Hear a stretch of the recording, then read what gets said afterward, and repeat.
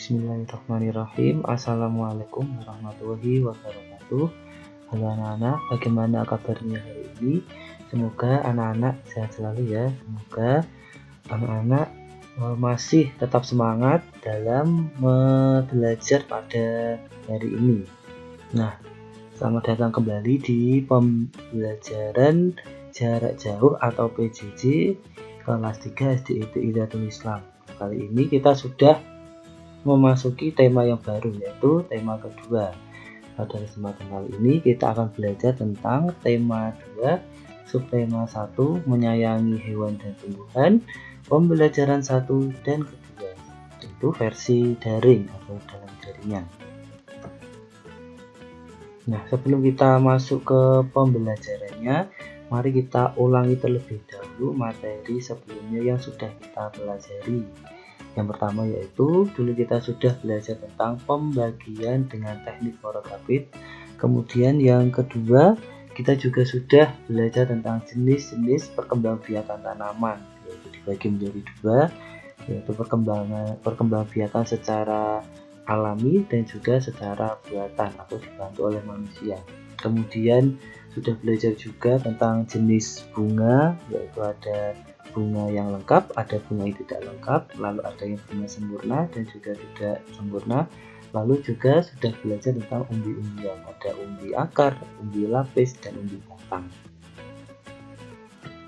Nah, pada kesempatan kali ini kita akan belajar tentang 3 topik, yaitu yang pertama kita akan belajar tentang unsur intrinsik dalam sebuah cerita. Lalu yang kedua belajar tentang contoh bentuk pengamalan sila kedua Pancasila. Lalu yang ketiga kita akan belajar tentang pola irama pada lagu Burung Kutilang. Kita belajar kembali tentang pola irama di tema kedua ini.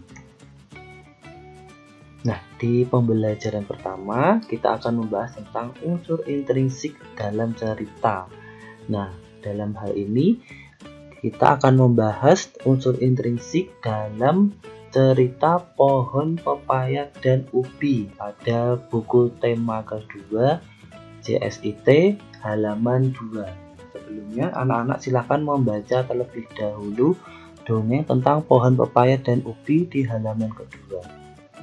Nah, kita langsung membahas tentang unsur intrinsiknya. Yang pertama yaitu tentang tokoh. Nah, jadi dalam cerita itu pasti ada tokohnya. Tokoh itu siapa? Nah, tokoh itu adalah orang atau pelaku dalam cerita tersebut. Nah, misalnya dalam dongeng pohon pepaya dan ubi itu ada tokohnya adalah pohon pepaya, ubi, dan elang. Nah, kemudian yang kedua membahas tentang tempat. Nah, tempat dari cerita tersebut. Apa itu maksudnya dari tempat? Yaitu tempat terjadinya cerita tersebut. Misalnya cerita tersebut di dalam pohon pepaya dan ubi itu mengambil tempat kalau tidak ladang, kebun, atau hutan karena bercerita tentang tanaman. Kemudian yang ketiga, unsur yang ketiga yaitu waktu. Waktu ini maksudnya apa? Maksudnya adalah waktu yang terjadi dalam cerita itu. Jadi cerita itu waktunya seperti apa ceritanya? Nah, di dalam cerita pohon pepaya dan ubi itu waktunya adalah ketika musim kemarau. Kemudian yang terakhir amanat atau pesan cerita. Nah, dari cerita tersebut pasti memiliki nasihat atau pesan yang ingin disampaikan. Itulah yang dinamakan dengan amanat.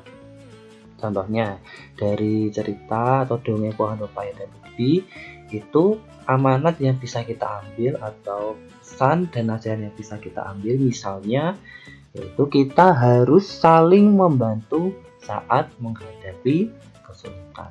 Nah, itu tadi pembelajaran tentang unsur intrinsik dalam sebuah cerita, yaitu ada tokoh, ada tempat, ada waktu, kemudian ada amanat atau pesan cerita, atau bisa juga dikatakan sebagai nasihat.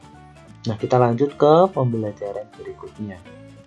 Nah, di pembelajaran berikutnya yaitu contoh-contoh pengamalan sila kedua Pancasila. Nah, pertama yaitu simbol dan bunyi sila kedua Pancasila. Simbol dari sila kedua Pancasila adalah rantai. Saya ulangi, simbol dari sila kedua Pancasila adalah rantai dengan bunyinya kemanusiaan yang adil dan beradab.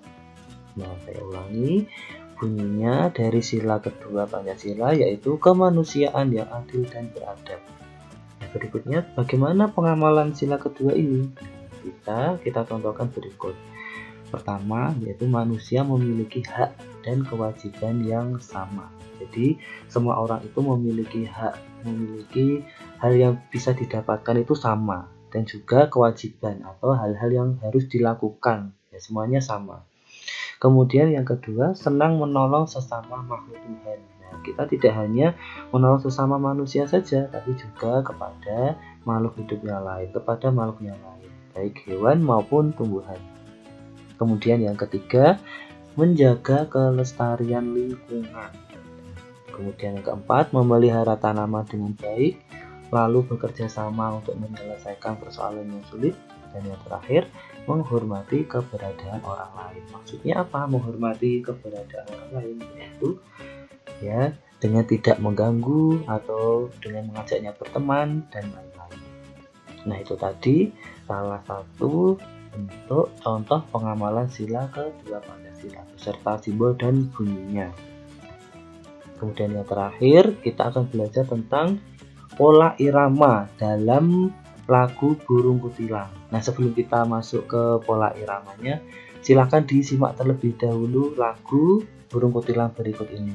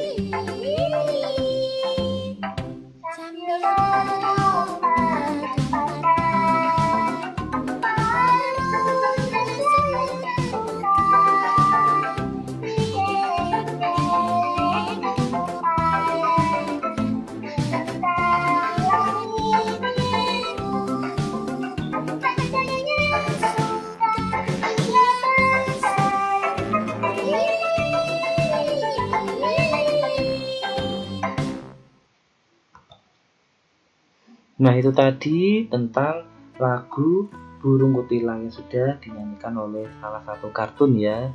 Walaupun tidak banyak gambar burung kutilangnya, tapi setidaknya anak-anak sudah tahu bagaimana musik dari atau lagu dari Burung Kutilang.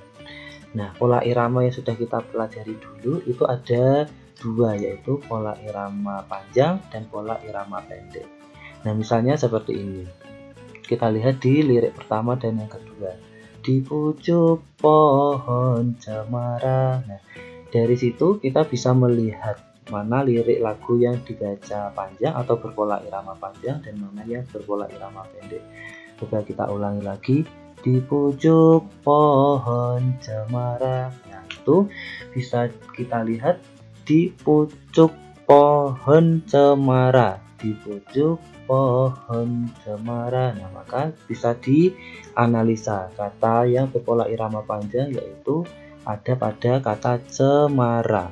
Lalu yang berpola irama pendek ada di kata di pucuk dan pohon. Nah, coba kita analisa sekali lagi di lirik yang kedua. Burung kutilang berbunyi. Nah, burung kutilang berbunyi. Maka kita bisa analisa burung berpola irama panjang, lalu kutilang berpola irama pendek, lalu berbunyi. Ya, maka berbunyi berpola irama panjang. Nah, dan seterusnya nanti anak-anak bisa berlatih sendiri mengenai pola irama panjang dan pendek lewat lirik lagu dari Burung Kutilang. Nah, demikian ini tadi pembelajaran kita tentang pola irama dalam lagu Burung Kutilang. Nah, pada pembelajaran hari ini dapat disimpulkan yaitu yang pertama, setiap cerita pastilah memiliki unsur intrinsiknya sendiri-sendiri. Nah, jadi setiap cerita itu pasti memiliki unsur intrinsik, entah itu ada tokohnya, pastinya ada tempatnya, pasti ada waktunya, dan juga pasti memiliki pesan atau nasihat yang akan disampaikan kepada pembaca. Kemudian yang kedua, bentuk-bentuk pengamalan sila kedua Pancasila tadi sudah dijelaskan. Lalu yang ketiga yaitu pola irama pada lagu Burung Kutilang. Itu ada yang berpola irama panjang, ada juga yang berpola irama pendek, dan mereka tersusun secara teratur. Nah, demikianlah pembelajaran hari ini. Untuk tugasnya yaitu anak-anak pertama, silakan anak-anak berlatih mengerjakan latihan soal pada buku tema 2 JSIT halaman 2 soal nomor 1 sampai 5. Oh, maaf ya, halaman 4 soal nomor 1 sampai 5 dan halaman 8 nomor 1 sampai nomor 5. Diulangi, mengerjakan latihan soal pada buku tema 2 yang JSIT halaman 4 soal nomor 1 sampai 5 dan halaman 8 soal nomor 1 dan sampai soal nomor 5. Nah, soal hasil mengerjakannya tidak perlu difoto atau dikirim. Dan tadi anak-anak cukup dikerjakan di buku paket. Namun apabila anak-anak belum memiliki buku paketnya, silakan nanti dikerjakan di buku tulis. Dan sekali lagi tidak perlu difoto atau dikirim ke guru masing-masing, tidak perlu. Kemudian yang kedua yaitu, nah ini harus dikirim kalau yang ini. Kedua adalah membuat rekaman video atau suara menyanyikan lagu Burung Kutilang. Yang kedua yaitu membuat rekaman video boleh, suara juga boleh, menyanyikan lagu Burung Kutilang. Dan yang ini anak-anak harus dikirim ke guru tematiknya masing-masing. Nah, jadi harus dikirim ke guru tematiknya masing-masing, yaitu yang dikirim adalah tugas membuat rekaman video atau suara menyanyikan lagu Burung Kutilang.